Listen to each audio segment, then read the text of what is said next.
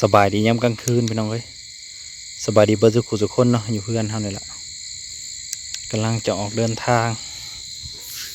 ไปยังวะติรอเบิ่งพี่น้องไปยังก็จะสิพาไปเบิ่งเอ้าเขียดมันนี่คือแห่แท้นะเขียดแต่เก่าคือบ่แห่ไปจับเขียดพี่น้องเอ้ยวันนี้ไปจับเขียดนำกันเดี๋ยวสิพาไปจับเขียดเนาะเขียดลายได้พี่น้องเธอเดินตัวแรกนี่เขียดหมูมันไหนได้โอ้ลายแต่ตัวที่สองพี่น้องอยู่นี่พี่น้องเห็นปะมันจะจวดเขียดบอกว่าสุดยอดความมันนี่โอ้เป็นตัวใหญ่ๆดูความมันนะเบิ่งขากับผู้จักขากับขาวเลยจับเขียดพี่น้องเลยปิ่งกินกระตำถั่วจวดความแสบแถวขางเทียงหน้าฮะนี่แหละตานี่คือใหญ่ใช่ไหมน้องมันลายอยู่ได้เขียดนะมันไม่ได้น้อยๆได้ดีตามไปเบิ่งน้ำกันเอาไปเนาะเขียดนี่จะตัวใหญ่ๆตุ้ยๆโอ้โหตัวนี้ก็บักใหญ่พี่น้องป๋อถอดตัวใหญ่ดินี่หมดทันครับ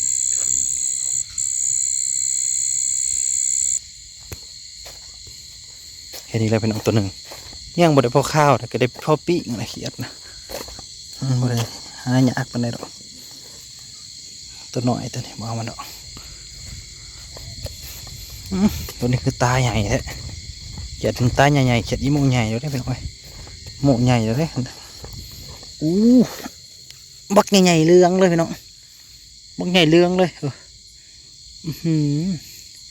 ฝนตกเด้เขียนโมบักใหญ่ๆเรือง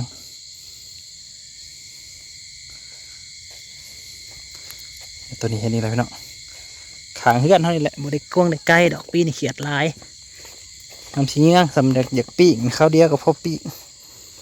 ตัวหน่อยบ่ดอกไผ่ก็คือบ่อยากหุ่งมันได้เป็นอะไรตัวนี้คือตาใหญ่อยู่เป็นก่อนตัวใหญ่สำได้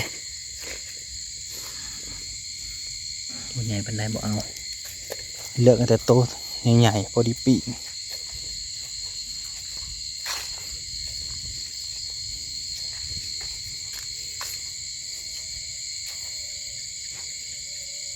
ให้อย่างโดแบบตัวนี้คืองูกุดจูดอยู่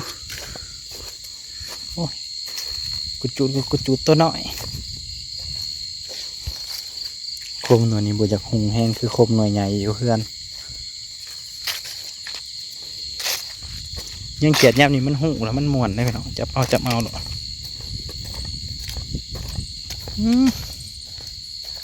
ตัวบักใหญ่เห็นป๊อดกบหน่อย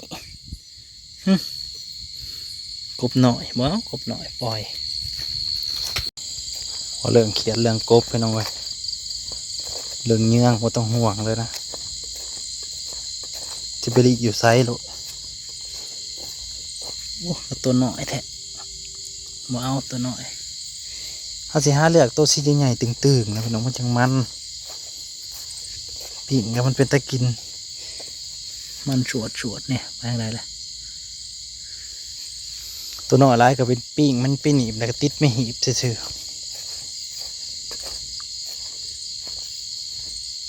โดดไปไหลอีกแล้ว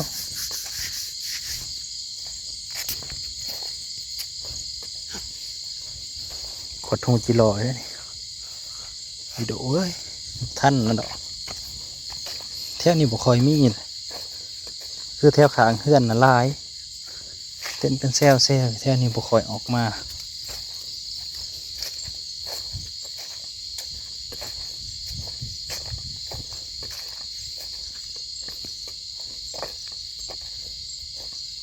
ตาเนี่ยคือใหญ่เลยตัวที่เบิ่งน้ำกันเนาะคือตาใหญ่แต่สะดอกมีเป็นตาเขียดดอกเหลือมๆนั่นตาแมงงันเหงือหมวกใหญ่พอตาเหลือมๆใหญ่ ตัวนี้บักใหญ่หน่อยใหญ่เลยตัวนี้นี่ป๊อดตัวใหญ่เบิดอีเมลมาเลยอีโม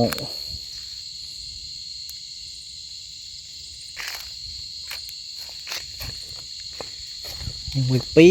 ยามฝนตกแล้วมันมีคันฝนบ่ตกแล้วเบิดแหละมันลงนะเบิดตัวนึงอยู่นี่ตัวหน่อยเลือกแต่ตัวเกตแล้วนะคันว่าปิ้งก็ปิ้งแบบมันจะจวดโลตัวนี้คือตาใหญ่แท้บักใหญ่พี่น้องตัวนี้โอ้โหบักใหญ่เลยผู้ปองขาเหลืองเติมเลยวันนี้เป็นโอกาสดีพี่น้องพามายังไต่เขียดยังเขียดเนาะที่ว่าสุดๆแหละเขียดมันหูเนี่ยฝนตกมาแล้วมันหูกบว่าเต็ม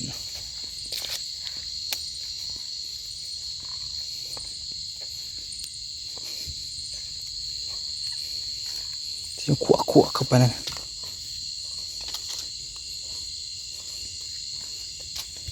ที่เดินขอกง่วงก็มีแต่ตัวใหญ่ๆได้เป็นอะไรตัวนี้โอ้ยไปแล้วโดเราไม่โดทันบ่โดตัวใหญ่รีบโดอะไรนะทันหรือบ่ทันแหละทันบ่โดทันอะไรโดโอ้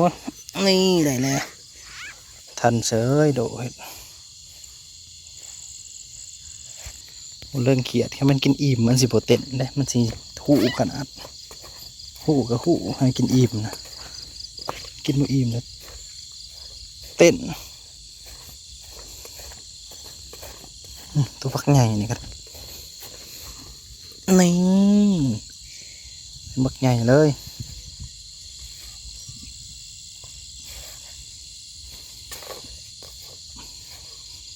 เขามันยังมือแรกนะลายที่เขียนเที่ยวเดินขอกงัวนะตัวนั้นคือตาใหญ่ใช่ไหมเดี๋ยวไปเบิ่งก่อนบักใหญ่เลยตัวนั้นนั่งเขาเมาโดออกไปโดเราไปเห็นยังดอกโดนะโอ้โหบักใหญ่เลยพี่น้องนี่ปังเหลืองเหอะโอ้โหเขียดแถวนี้ลายเลยพี่น้องโอ้จับโอ้ยหลุดมือแล้วนี่ตัวบักใหญ่จับเขียดมือเดียวนี่แบนได้เลยยังไงเห็นตัวบักใหญ่นะหมอบได้เลยเห็นคนหมอบแล้ว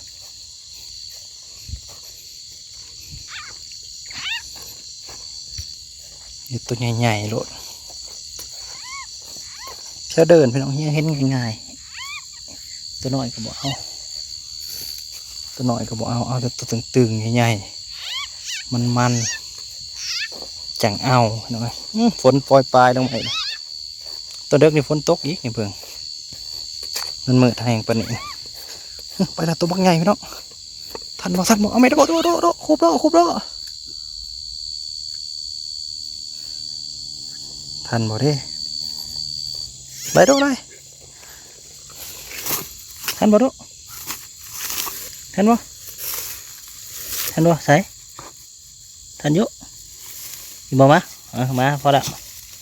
ได้แล้วทันเสืออยู่น้องโดอะไรเอามาฝึกไหลขี้อัดแทนพี่น้องเลยกบเอาไปไว้ไหลกบยังบ่จากท่านบันไดไปพามาฝึกไหลขี้อัด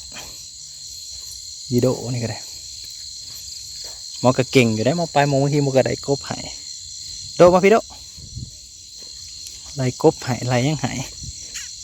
ไหลกบไหลเขียดหายเขียดนี่ได้เขียดนี่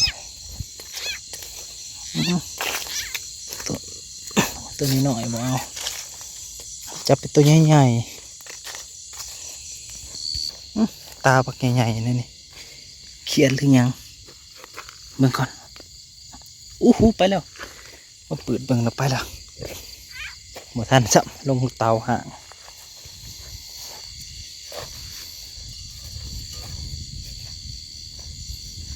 ตัวนี้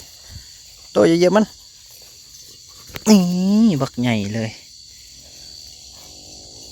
ปิ้งนะบ่ต้องห่วงเรื่องมันนะพี่น้องเอ้ยชวดแล้วโอ้ยตำบักถั่วคักๆคุยโอ้ยสุดยอดผมมียังซ้ำ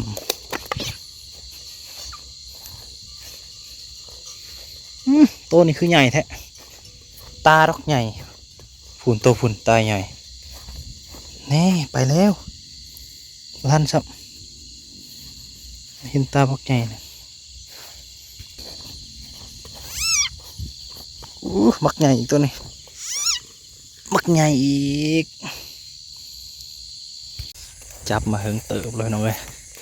ได้แต่ตัวใหญ่ๆแบบนี้จะรุ่นปีกมันจุดชวดหลดนี่